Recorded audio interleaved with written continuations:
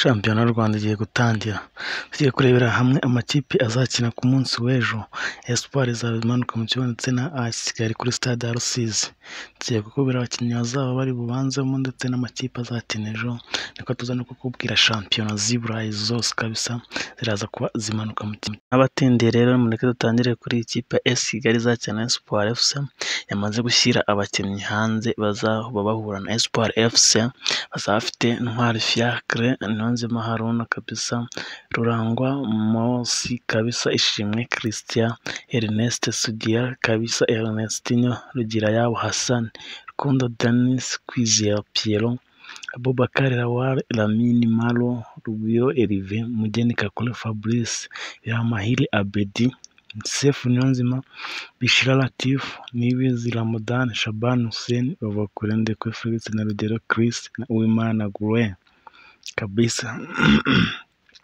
Rero match ko zizaba zimeze ejo ku itariki ya 30 ikipe zizakina. Marine izakina na Gasogi United kuri stade Umuganda, mu gihe Kiyovu Sport izakina na Gorilla kuri Kigali Stadium, Rayon Sport na Mukura Victory Sport izakina nayo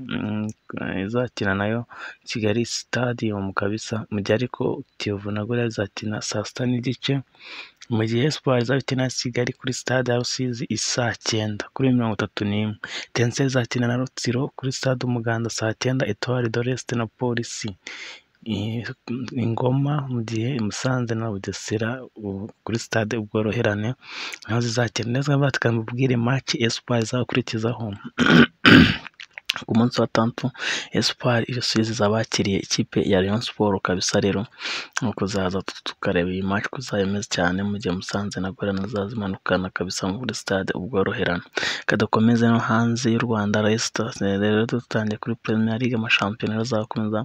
Leicester na Arsenal ni saa 7, mu gihe Burnley na Brentford, Liverpool na Brighton, Manchester City na Crystal Palace, Newcastle na Chelsea, Watford na Southampton, izo zose zakina saa 10, mu gihe match umunsi zaba ari Tottenham na Manchester United kabisa izayimanuka mu kibuga. Rero akaba ari Manchester itameze neza cyane, nayo imaze igihe itsindwa ejo bundi na Liverpool.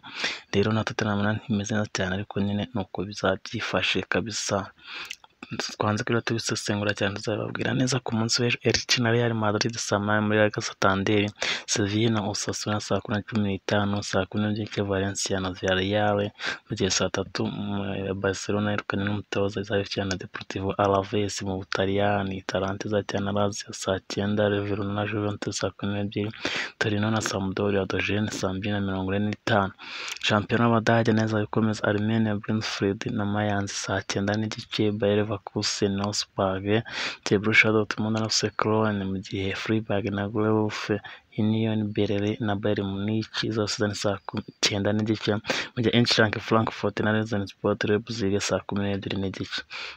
Shampiyona y'Ubufaransa neza hakomeje Ligue A, Metz na Saint-Etienne saa 10, mu gihe saa 3 Lyon na Rennes zizaba zibonoka mu kibuga. Shampiyona y'Ubuholande kabisa neza bikomeza, PSV Eindhoven saa 10 n'igice na FC Twente, Lacoste na Ajax saa 12:45, mu gihe Vitesse na Heerenveen saa 2, mu gihe AZ Alkmaar na AS Zurich saa 3 zuzuye kabisa. Mbashimira cyane, nk'utse akora subscribe YouTube channel Talk Sport, ubuzima ibihe byiza cyane, umunsi mwiza.